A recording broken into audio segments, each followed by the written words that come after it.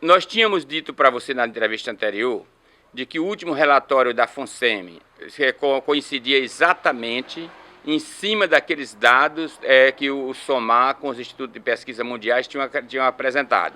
Os índices todo abaixo da média secular.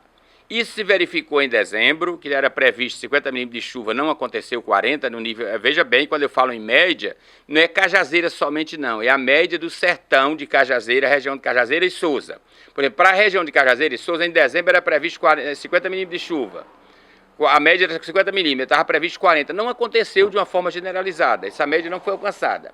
Em janeiro não aconteceu os 80 milímetros que se esperava de uma forma generalizada. Em fevereiro seria o mês de menor desvio padrão, com 115 milímetros de chuva, e algumas regiões atingiram, outras não. Então a média também não se configurou a média que foi analisada. Dentro desse contexto, o mês de março, que é o mês que deveria se apresentar na ordem de 220 milímetros de chuva, 200 milímetros de chuva, 220, nós temos uma média secular de 245 a 250 milímetros. Quando há uma mudança do Atlântico, chega até 275. Neste contexto, há uma distribuição muito espacial, uma má distribuição espacial das chuvas no mês de março. Só para você ter uma ideia, ontem choveu em Cajazeira, a melhor chuva do ano foi de ontem em Cajazeira, parece 82 milímetros. No entanto, em Bernardino Batista não choveu quase nada, 5 milímetros. Você tem uma ideia, enquanto Cajazeira chove 300 e poucos milímetros, em Bernardino Batista choveu 115 milímetros. Então, aquela região todinha fronteiriça da serra não está bem de chuva.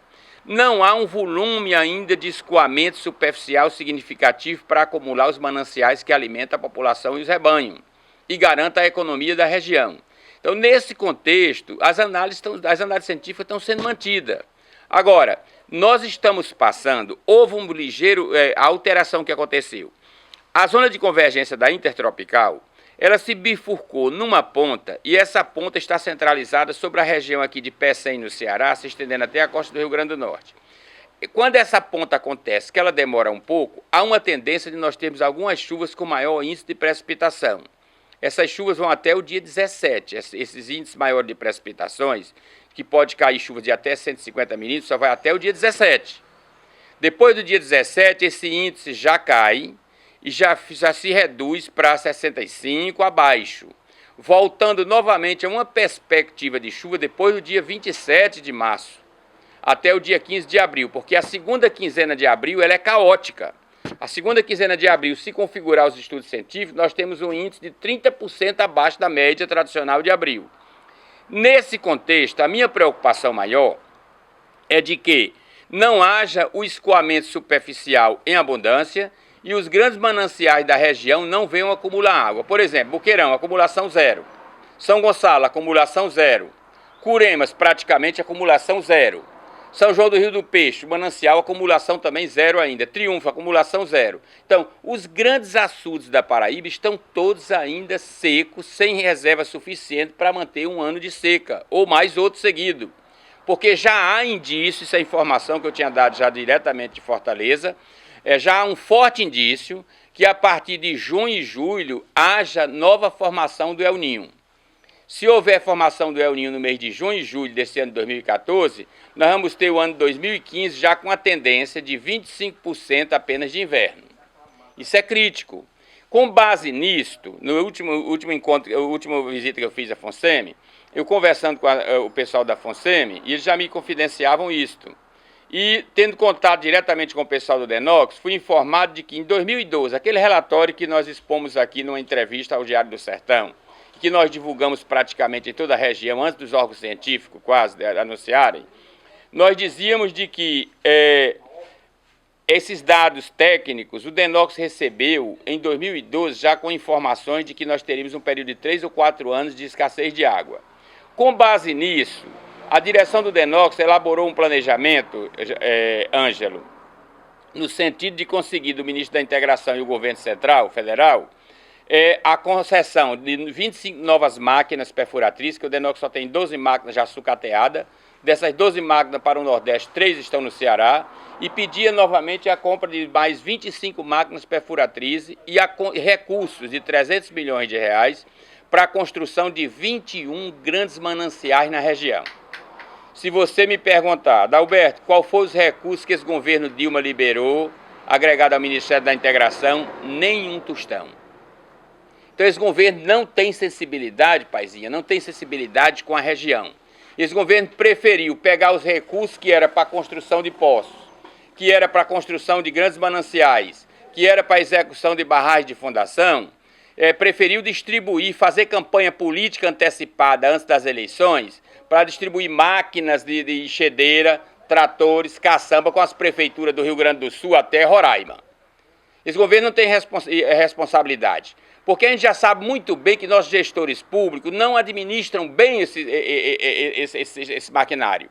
Pergunte até hoje o que fizeram com esse maquinário, que a população não sabe nem o que fizeram. Deviam ter se juntar hoje a Prefeitura de Cajazeira, a Prefeitura de Souza, a Prefeitura de Nazarezinha, de São João do Rio do Peixe, e pegar esse conjunto de máquinas mandado pela a Dilma e desassorear ou fazer a dragagem do Rio do Peixe, desde o maciço de Boqueirão até São Gonçalo. Até hoje não fizeram nada. Então hoje, por exemplo, São Gonçalo hoje está limitado a 6 milhões de metros cúbicos d'água. Praticamente a cidade de Souza está em pane já. Já tem uma luzinha amarela acesa. Então, o que é que tem que se fazer no mês de dia 14 de abril, se não chover, se não acumular água em São Gonçalo, nós vamos ter que liberar água do Boqueirão. E o rio, na situação que está, tem condições de liberar? Não tem, porque está totalmente assoreado, está totalmente poluído. Então já era hora de se fazer uma dragagem, os senhores deputados federais, os senhores prefeitos, a sociedade em si, os senhores vereadores, levar uma consciência de que tem que se dragar o rio, fazer a limpeza do rio para que as águas possam correr mais livre. Nesse contexto, eu volto a dizer, as mudanças que aconteceram é apenas essa ponta da zona de convergência sobre a costa, que já estava previsto, porque nós dizíamos que as chuvas desse ano têm uma tendência maior de ocorrer no sul do Ceará, que é o Cariri cearense, que nós sofremos uma influência desta região, a costa norte, o setor norte do Ceará, a região norte, e a costa atlântica do Nordeste brasileiro, que começa a melhorar a partir de abril agora. As regiões mais próximas, que têm influência destas regiões, então tem uma tendência de receber maiores precipitações. No caso de Cajazeira, nós somos aqui um pré-Cariri, nós somos o Araripe, é uma continuação do Araripe. Mas em compensação nós temos região, má distribuição espacial das chuvas. Você tem 80 milímetros em Cajazeira, em Souza ontem neblinou, em São Gonçalo não choveu, em Bernardino Batista 5 milímetros. Então há uma má distribuição espacial. Essa má distribuição, vamos esperar que até o dia 17 é o melhor momento que nós temos de hoje, desde ontem, do dia 10, até o dia 17, de termos uma quantidade maior de chuva, podendo ter chuvas até de 150 milímetros, até o dia 17.